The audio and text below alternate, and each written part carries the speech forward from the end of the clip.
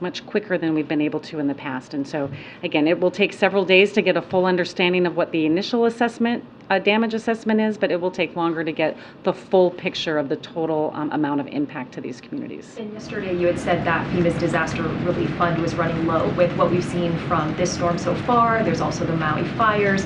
Do you think there's enough funding? Are you confident there's enough if there's another extreme weather event in the next month? Yeah, so yesterday, as I announced, I directed my personnel to implement what we call immediate needs funding, and that prioritizes the remaining funding within the disaster relief fund to support those life-saving efforts. I believe through this effort we have plenty of funding to be able to support our ongoing efforts in Maui as well as this event, to include Florida, Georgia. Of these storms are as we approach the end of this fiscal year, and if we have another storm, we're going to have to closely monitor what impact that's going to have and any other actions we might have to take. Administrator, thank you for being here. As we do approach the end of the fiscal year, as you just noted, just getting a little bit down the road, these take weeks, months to recover. FEMA's involvement will go on for quite a long time. Back in 2013, when there was a government shutdown, FEMA had to furlough its non-essential staff right now. What potential impact would a government shutdown, as lawmakers have considerations about whether to fund the government, have on FEMA's ability to care for those in both Maui and in Florida? I mean, we always want to take account to what our personnel are doing and how we're using our personnel to support these events. A government shutdown does not impact our personnel that are funded through the Disaster Relief Fund, and so they're able to continue operating and supporting all of the immediate efforts and life-saving efforts that continue to go on. And we also, for our other staff, can designate our emergency essential personnel to support any life-saving efforts. And so we have plans in place, as we have gone through this before, on how we would staff our agency to continue to support those efforts. If I can follow up about the critical needs assistance that was provided to those in Maui, $700 in payments to individuals there, given the cost of living in Hawaii, specifically in the Lahaina community. Is anything being done right now? Are there considerations or efforts being made to try to raise that cap, that $700 figure for those who are there? Yeah, the $700 figure of critical needs assistance is really just that amount of funding for some of the very immediate needs that individuals have. Every year, the main part of our assistance, which is our individual and household program, adjusts annually based on inflation. This year it's $41,000 of a cap that individuals can get. That will get raised after the fiscal year. I don't know what that number is yet, but we do adjust that main portion of the funding that goes to individuals annually based on inflation. So 700 is it for now, and then they can pursue those other monies going forward. But if people have run through that money right now, they're on their own until they get access to the further assistance coming. Yeah, and we already have, I think it was 12,000 individuals that registered for assistance in Maui, and somewhere over $15 million that's out on the street. That number could be higher right now from that other program. Thank you.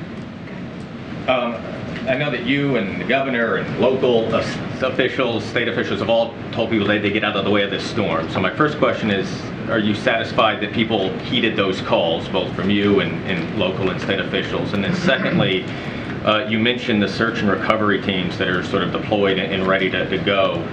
What's your assessment so far on what those needs look like if people are sort of stranded right now? Yeah, so on the first question, I think many people did heed the warning, but unfortunately many did not. Right, we're already getting reports of people that chose to stay, and they're getting calls into the local first responders to come in and assist them. And if anybody needs assistance, they should call 911, and those local first responders will come in and help. As far as the entire footprint of those resources that are available, it's a combined effort, recognizing the capability that the state already has with all of their resources, and we have additional resources that are integrated in with that operation. So if we need to immediately augment, we have resources that are ready to deploy as soon as requested, without hesitation and without interruption. But is it clear yet how many people may be stranded? Oh, I don't have a number on how many, no. From the initial assessment, what would you say are the most damaged areas, and what was the response from the population in those areas to the government's instructions? I would say that initial reports are in that Big Bend area that have had the greatest impact. They have experienced the greatest amount of storm surge. They experienced the greatest wind speeds. And so when we do get out to start assessments, that would be my anticipation of where we would experience the greatest amount of damage and impact across Florida. And how did people respond in those areas? Again, I think many people did heed the warnings, and there was a lot of public messaging that went out there to let people understand that the danger is not just the cone of the hurricane, but it's the storm surge and the water, which is creating and causing the most fatalities in these events. But again, many people did not, as we are hearing about our first responders going in to support rescuing people from their homes that are now stranded. Okay, we're going to wrap it up way in the back and then edge of the room. Thanks. On the immediate needs funding, I'm curious if you have recognized the potential long-term ongoing recovery efforts that could be at risk here. So if I understand the long-term recovery efforts based on right now, or what it looks like going into the next fiscal year? Going into the next fiscal year, which ones are at risk here if you do not get the funding you need? Yeah, so what immediate needs funding does is the work does not stop, right? The projects continue to go underway. Our longer term recovery projects for the variety of disasters that we've experienced over the year. The obligation or the reimbursement of the funding for those is delayed into the next fiscal year. If it gets delayed into the next fiscal year, then that just starts us out at a smaller balance of what we had anticipated our needs would be for fiscal year 24. Are there any ongoing efforts, though, that you've identified that would be at risk if it comes to that? Again, the funding or the work itself does not stop. It's the funding that just gets delayed into the next fiscal year. Last question. I want to take you back to Hawaii, Administrator, because there's still a lot of questions among officials in Maui and Lahaina and across Hawaii about who was in charge in the hours as the fires burned and in the hours after. You're a veteran local emergency management official, state emergency management official now at the federal level. How do you assess how officials there responded? Are there lessons to be learned perhaps for other communities? And is your agency prepared to work with congressional Republicans if they launch investigations as they say they will? Again, I was not there during the response, and so I would be out of line to assess how they responded during the time because I did not experience what they were experiencing. What the federal government does is we come in and we support their efforts, and that's exactly what we did, and we will continue to support their recovery and their rebuilding efforts as they move forward. Were you being properly briefed by FEMA authorities in Hawaii that would have been working with those officials?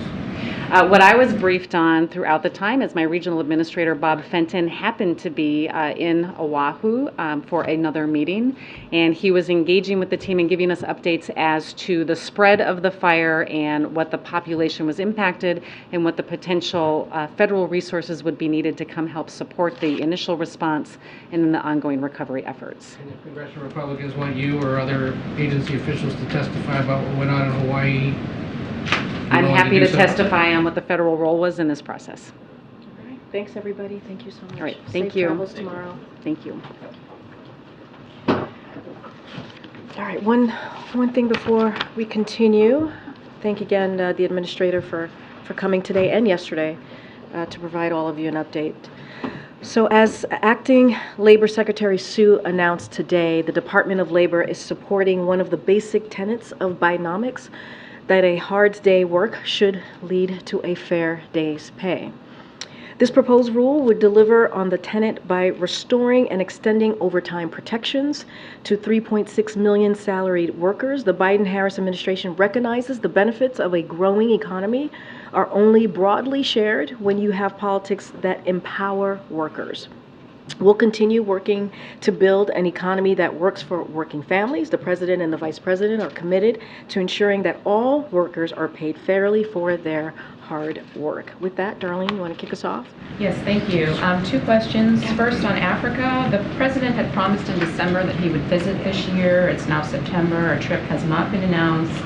Just wondering if today's coup in Gabon, the recent coup in Niger, and others in recent years make it any less likely that he will visit? How will those destabilizing events factor into whether he ultimately goes or not? So as you asked me about if there's any U.S. concerns, domino effect potentially, as we're seeing what's happening over the last couple of months or so, look, we remain focused on working with our African partners and the people to address challenges and support democracy. That is something that certainly the President is steadfast on, which is also the best foundation for development, social cohesion, and stability in Africa.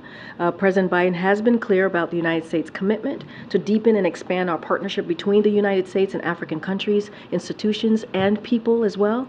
We stand with the African people in working towards these goals. I don't have anything to announce about a potential scheduled trip for this year. The President is still very much committed to going to the continent. As you know, the Vice President has been there, the First Lady has been there. So you've seen a commitment throughout, and also other secretaries clearly in this administration. So you've seen a commitment from us for the continent. We had a very successful, as you all know, meeting with African leaders just last winter. That went very well, and that commitment continues. As soon as we have a date and a location clearly laid out, we certainly will share that with all of you. And then a second question closer to home. Will the President stay in Washington this weekend, given what's going on in Florida? We don't know the extent of damage. The week ahead had him leaving on Friday to go home to Rehoboth. As you just heard directly from the Administrator, we do not have an assessment. Obviously, she's going to be going to Florida tomorrow at the President's direction, and she will be with Governor DeSantis throughout the day. I can confirm before coming out here that the President did connect with Governor Kemp, of the Governor of Georgia, obviously, and so that conversation did happen. He's also going to try and connect with the Governor of South Carolina. As the Administrator said, the situation is still very dynamic. I don't have any changes or any additions to the President's travel. You're going to hear from the President directly, who's going to speak about the continued efforts to prepare and respond to Hurricane Idalia. Following those remarks, as you all know, he's going to be meeting with his cabinet and agency officials to continue our coordination of federal response. So that will happen. He will always continue to be engaged directly with local elected officials.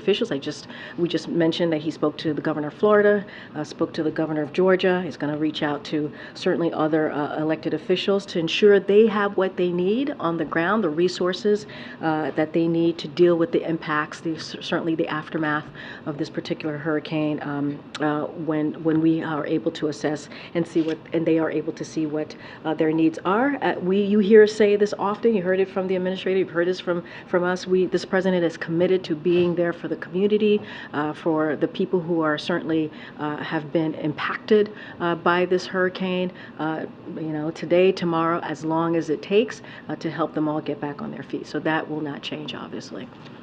Catch up. Thanks, Karine. Two foreign policy questions. The Kremlin acknowledged today that the plane crash that killed Prigozhin may have been a deliberate act. Does the White House have a response to that? So, I was kind of asked this question yesterday. I don't have any new assessment or anything to share with what the Kremlin or Russia, the government, may have shared. What I have said yesterday continues to be the case. It seems pretty evident what happened here.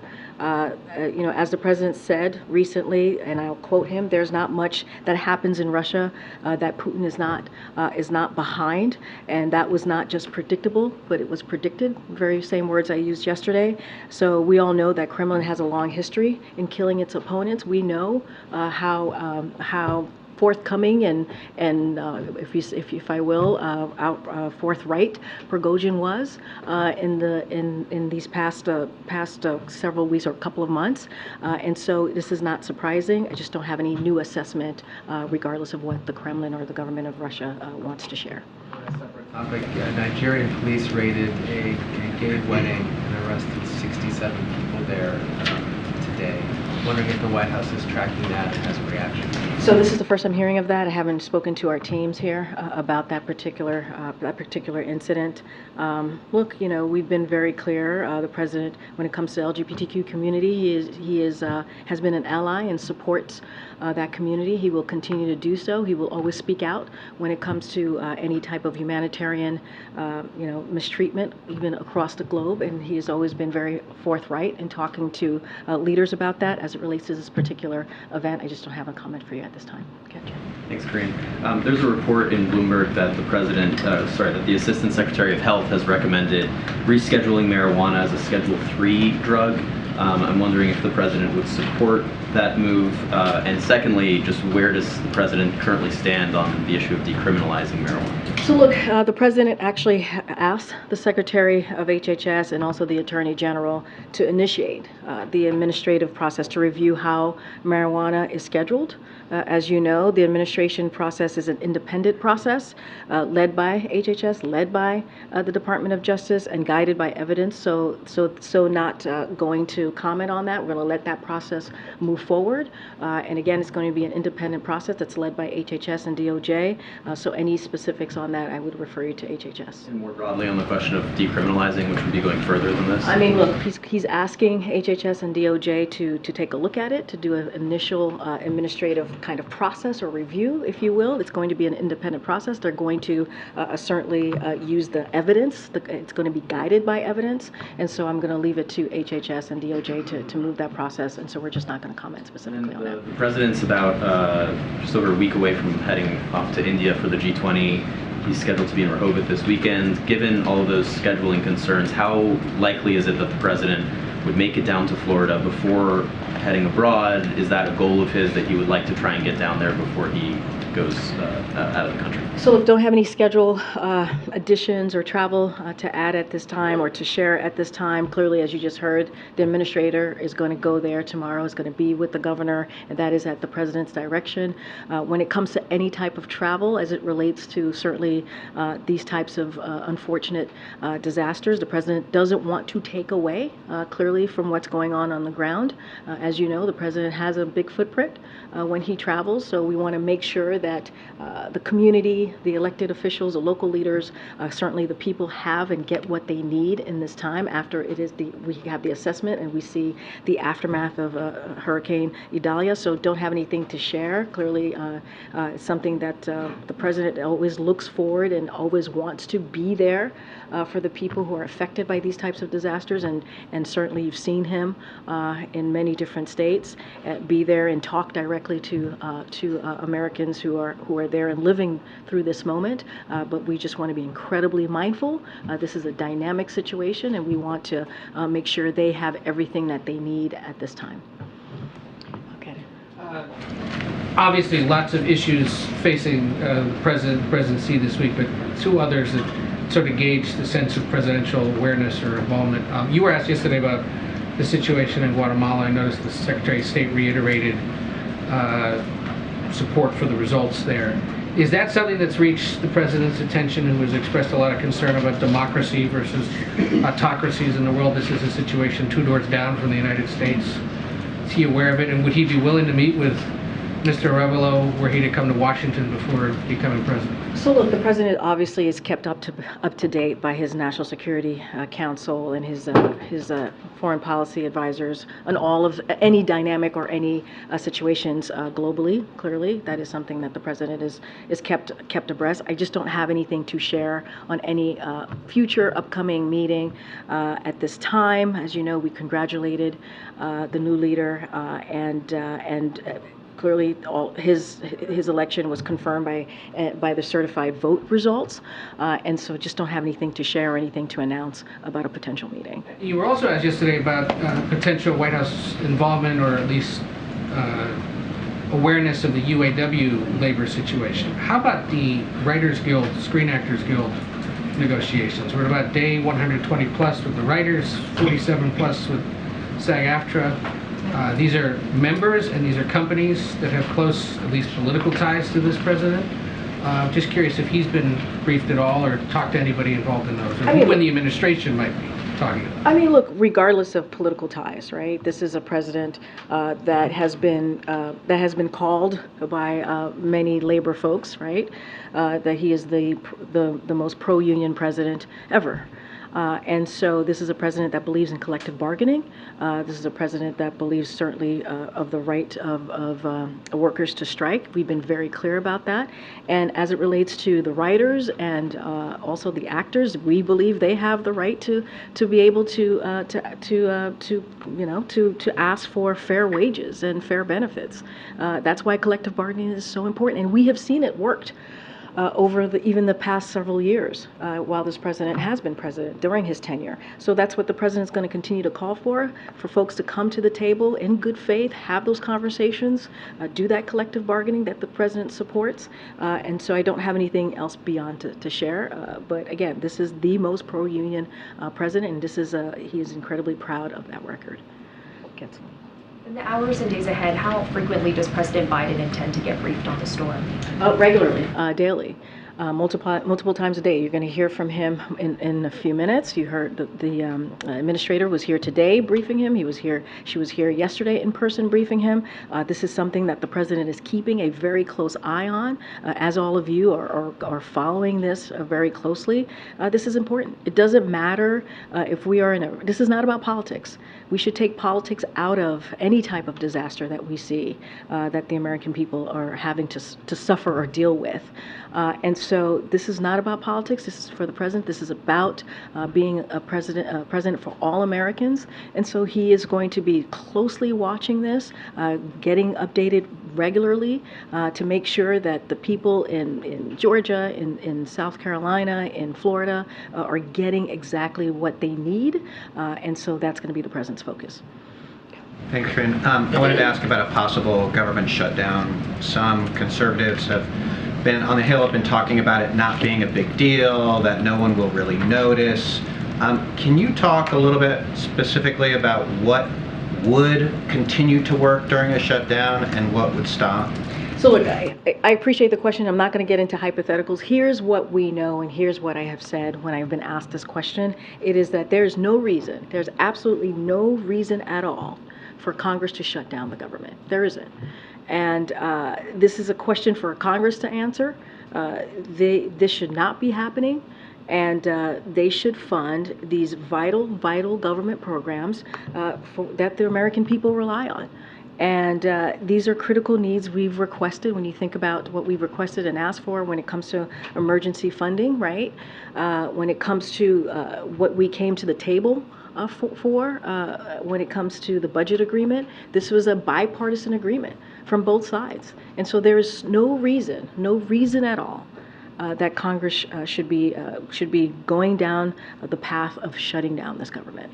Can you confirm, though, at least that federal criminal proceedings would continue in a shutdown, including those involving the former president? You would have to ask the Speaker of the House and Congress on that question. That is not something that I can speak to here. You would have to reach out to Department of Justice. You would have to reach out to Congress, whatever it is that they're doing on that side. That is something for the Department of Justice to speak to. That is not something for me to speak to. But I will say that as it relates to the engagement that we have been having with the Hill on whether it is government funding or any kind of legislative process. Look, we have our OMB Director, Shalonda Young, our Legislative Affairs Office, have been in regular contact with them. We are engaging with congressional members on the Hill, and that's going to certainly continue. I want to ask you quickly, President Biden awarded the Presidential Citizens Medal to two Fulton County election workers, Ruby Freeman and Shay Moss. In the past, a federal judge today ruled in favor of those women who had sued Rudy Giuliani for defamation, ordering that the attorney that Giuliani pay sanctions. Just your thoughts on this now that it has been completed, it's no longer in the hands of the courts. The judge has delivered her ruling. What do you make of that? I'm just not going to comment on that at this time. Thanks, Doreen. Senate Minority Leader Mitch McConnell had another episode in which he froze while answering questions today. I know the president spoke to him the last time this happened and spoke to him when he has had previous health issues. Do you know if the president is aware of this and whether or not he's likely to... I haven't spoken to the president, so I don't know if he's aware of this. And then secondly, on Labor Day, I wanted to follow up to see if there are any announcements for how the president's going to mark Labor Day this year. And just to step back on your question about Senator McConnell, clearly we wish him well, a speedy recovery. As you know, the two of them have worked together and have known each other for some time, but I can't speak to a call or a conversation. I just haven't asked the president about that. As it relates to Labor Day, clearly that's a day that the president enjoys celebrating. As that it's an important day for the labor community. I just don't have anything to share. Once we get closer to that date, certainly we will lay out what the president plans to do. At the beginning of June, the White House announced that the Education Department was going to be appointing a coordinator to address book bans. I asked the Education Department for a status update and couldn't get an answer. So since we've got students returning to the classroom now, can you give us an update on when this effort is going to start? So that is something for the Department of Education to speak to. I don't have an update for you on that particular question. But again, that's something for the Department of Education. I know they're going to announce somebody. I just don't have it right this time. So they are going to be announcing someone? I just don't have. I know they said that was announced that there was going to be a bookstore. I just don't have anything for you at this time. Would it be possible at some point to get a description of what this coordinator has done, what schools they've reached out to, what that outreach has looked like? Again, that's for something for Department of Education to speak to directly. Go ahead, Karen. Thanks. New York Governor Kathy Hochul's meeting with Chief of Staff Jeff Zients today to discuss migration. Can you tell us a little bit more about that meeting? And then I have a follow-up to that. Yep. So as you just mentioned, we are hosting Governor Hochul today here at the White House to continue our close collaboration and to underscore all the ways in which this administration has supported communities who are hosting asylum seekers and ways we are working together to increase access to work authorization. So we'll have more to share about the meeting later today. But yes, she is indeed here and is going to be meeting with members of the president's team. I have another follow-up, but will there be a readout of that from the White House? We will have more to share later today on the meeting. I just don't have anything specific on how that's going to look like. And Hochul and other Democrats have been pushing the administration to expedite work authorizations for asylum seekers who are already here. Does the administration see that as a viable solution to getting people out of shelters faster? So I'm not going to get ahead of the conversation that they're going to have. I do want to say that DHS met recently with state and local. This is the assessment team that you've heard us announce not too long ago. They met with local and state officials and to outline, and they outlined nearly 24 ways or recommendations to strengthen certainly their operations. The administration across several departments and agencies identified a number of federal sites across New York State for housing. Additionally, the Department of Interior is negotiating a lease of Floyd Bennett Field with the city and state. So that conversation that continues to happen. Again, that happened, I believe, on Monday. When it comes to the work authorization, look, this administration has led the largest expansion as it relates to pathways. Lawful pathways in decades, and we are committed to building a humane and safe and orderly immigration system. Those who arrive through those lawful pathways are immediately eligible to request an employment authorization document. That's how that process works. As it relates to this particular conversation and what has been requested by New York, I'm just not going to get ahead of the meeting that they're going to have today. A couple of follow-ups on the spending questions that you got. Lawmakers are already sort of talking about a proposal that perhaps would be a CR in the December, kind of a shorter-term deal. Is that acceptable to the president? Would he be okay with that? That is something, I'm not going to get into hypotheticals, that is something that Congress should kind of decide on the length of a continuing resolutions. That's not something that I defer to them. And then related to that, I know you said that the administration, Director Young, others are already engaged with lawmakers. Has there been an expression of sort of red lines, sort of priorities or cuts or provisions that would be unacceptable to President Biden that would not get signed into law? So look, as I said, we have had continued calls with them, continued engagement with members of Congress to lay out the urgency and the important nature of making sure that we do not shut down and we continue funding the government. That's going to continue. I'm not going to get into red lines. I'm not going to get into hypotheticals from here. There is no reason for Congress to shut down the government, and we'll continue to be very, very clear about that. Go ahead. Thank you very much. There's a new book coming, The Last Politician Inside Joe Biden's White House and the Struggle for America's Future. The Guardian has excerpts today saying the president has told aides in private that he felt tired, and that explains why there are so few events before 10 a.m. So two questions. Is this why we're seeing brunch lids in recent weeks? Today we had a breakfast lid. And has the president admitted to you? Wait, say that last part? So is that why we had a breakfast lid this morning? I mean, the book is... what? There was a breakfast lid came to the press for the first time, I think. We've had some brunch lids in recent weeks as well. So my question is that a reflection... So you think we've had those lit because of this excerpt?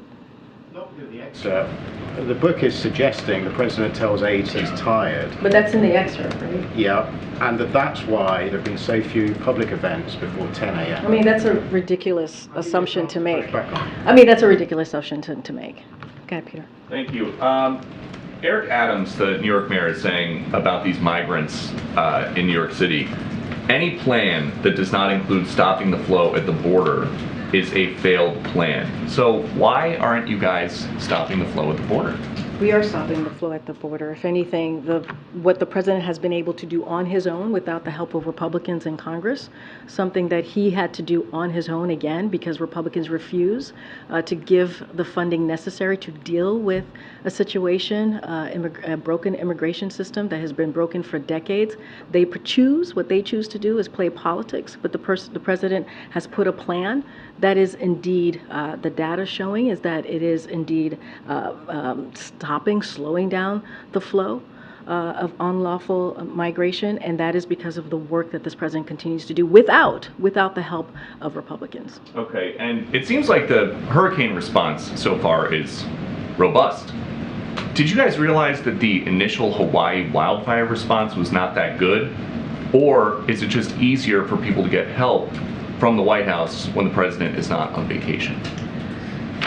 So the premise of your question and the way you posed your question, I disagree, just for the record. So if you were to do your reporting and speak to the governor of Hawaii, the senators of Hawaii, the folks on the ground, they would say that the president reacted in record time when it came to dealing with the wildfires, when it came to dealing and making sure that they got everything that they need on the federal level to deal with what was going on the ground. Let's not forget there were more than 600 federal employees on the ground already to assist with the wildfires in Maui. So your question is wrong, is flawed in many, many ways, and I would advise you to go speak to the governor and the local and state officials in Hawaii. Okay. Thanks, Kay. Putin is supposed to visit China in October. This is the first visit, if it happened, this is the first visit after a warrant of his arrest has been issued. What do you make of that? I'm just not going to speak to Putin's travels. I was kind of asked this question yesterday. It doesn't change. I'm not going to speak to his travels. One more question on Russia. I know, I understand you don't want to comment on Prigozhin plane incident, but many U.S. officials went on the record and said having him march toward Moscow, it was a sign of weakness. Now, killing him, does that reflect a sign of strength in your assessment? I mean, I've answered the question. I mean, the president basically said there's not much that happens in Russia that Putin is not behind. I mean, you know, this was not just predictable, but it was predicted. Like we have said, we know that the Kremlin has a long history, a very long history in killing its opponents. So I think we've been very clear here about our thoughts. I'm just not going to. I don't have any new assessments. I don't have assessment to make, but there's a history here. So I'll leave it there. Go ahead. Thanks, Karine. I wanted to go back to the question, or what you were answering about legal pathways for migrants and the work authorizations. When I've spoken to advocates, people who work with parolees when they arrive in the United States, sponsors, the number one thing they say is how long it takes to get work authorization. I didn't hear you talk about necessarily what you're doing to speed that up, given that you've opened these pathways so that people can come here temporarily from certain countries. So just to give a little bit of how this works, the process for applying for asylum and applying for employment authorization based on asylum applications is established under current immigration laws and can only be changed by Congress. That's how this process works. The law established a 150-day waiting period to apply for work authorization and an additional 30 days to be eligible for approval. That's how the process works. Again, this is something that Congress put forth, and the only way that it can change is through Congress. Have you asked Congress to work on that? Well, we've had asked Congress to help us just revamp and deal with a broken in many different ways, including this, to help us revamp and actually fix a broken system. We have asked Congress to do that from day one. Remember, the president put forth a comprehensive immigration reform legislation. So this is something that the president has made a priority. The first piece of legislation that he put forward dealt with the immigration system. Again, this is something that, when it comes to this system, the president wants to do this in a humane way. And he has taken actions to work on this issue on his own without the help, certainly, from Republicans in Congress. I also wanted to ask you, Administrator Criswell, when she was here yesterday, talked about, and again today, about the rise of extreme weather, this idea of FEMA having to deal with an unprecedented workload. Is the president thinking about it all outside of your funding request to Congress? Any changes in structures within the White House, any changes within agencies that would help support what we're seeing, which is more extreme weather, more often, more people needing help? I mean, I don't have anything to share about structure within the administration, but I would say this. I mean, look, I'll say this. We've asked for $12 billion, right? FEMA has asked for FEMA to continue to doing its work. That conversation is going to continue. Obviously, the administrator laid out what that means for her work. As it relates to extreme weather, one of the reasons the president has called climate change a crisis and done the work, historic work that he's done on dealing with climate change is because of that, right? Is because we're seeing this change of pattern. We're seeing how rapidly and how quickly this extreme weather, hurricanes are coming about. That's what the administrator just said. And so, look, there's a lot of work to do. The president has taken this very, very seriously. That's why the Inflation Reduction Act was so critical and important. The biggest investment in dealing with climate change. That's why the bipartisan infrastructure law is so important. So this is work that the president's going to continue to do to deal with an issue that is a crisis, not just here, but globally. As it relates to any changes within the administration, I don't have anything for you on that. But right behind you, go ahead. The Afghanistan withdrawal ended 2 years ago this week. Does President Biden plan to commemorate the events and the people who were killed and left behind as that happened? So, as you know, the president had a statement recently when it came to the anniversary of Abbeygate. So, just want to state this as it was stated in the president's statement, that we'll forever honor the memory of the 13 service members who were stolen far too soon from their families, loved ones, and brothers and sisters in arms while performing a noble mission on behalf of our nation. And the First Lady, certainly the President, and our entire nation will always support those families. And so, look, the President has said on many occasions that ending our longest war after 20 years was the right thing to do.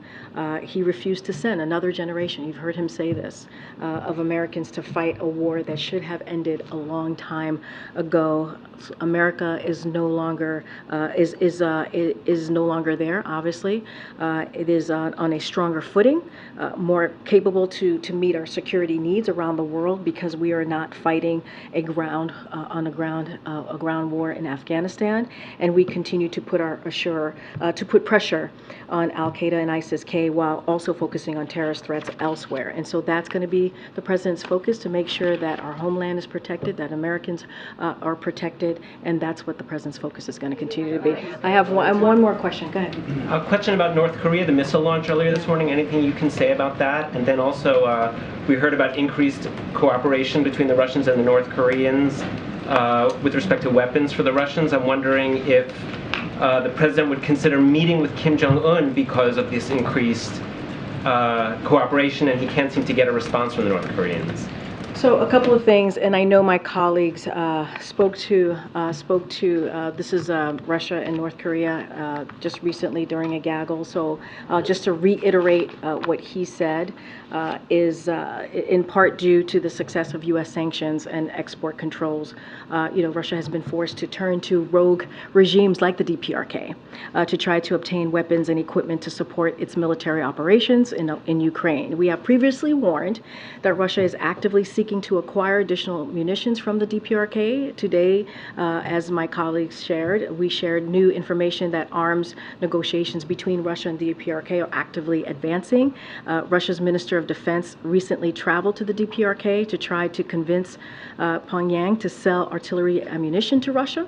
And our information indicates that following that visit, another group of Russian officials traveled there for follow-up on discussions about potential arms deals. Any arms deal between the DPRK and Russia would directly violate a number of UN Security Council resolutions. We urge the DPRK to cease its arms negotiations with Russia, and we are taking action directly to exposing and sanctioning individuals and entities working to facilitate arms deals between Russia and the DPRK. So we will continue to identify, expose, and counter Russia attempts to acquire military equipment from the DPRK or any other states that is prepared to support its war in Ukraine. As it relates to the missile, we condemn. We've been very clear about this. Condemn the DPRK's latest ballistic missile launch. This launch is in violation of multiple United Nations Security Council resolutions and possesses a threat to the DPRK's neighbors and international community. We remain committed to a diplomatic approach to the DPRK and call on DPRK to engage in dialogue, as we have for some time now. Our commitment to the defense of the Republic of Korea, Japan remains ironclad. Any specifics on that, I would refer you to Indo-PACOM and for any additional comment, and I just don't have anything else to add on that. To your calls for engagement, would the president consider a meeting? I just don't have a meeting to speak to at this time, but look, we just don't have anything to share on that at this time. What I can say is that our lines of communication is open. We've been very clear on that. I just don't have anything to share on a potential meeting. With that, I'll see you guys tomorrow. Thanks, everybody. Thanks, Corinne.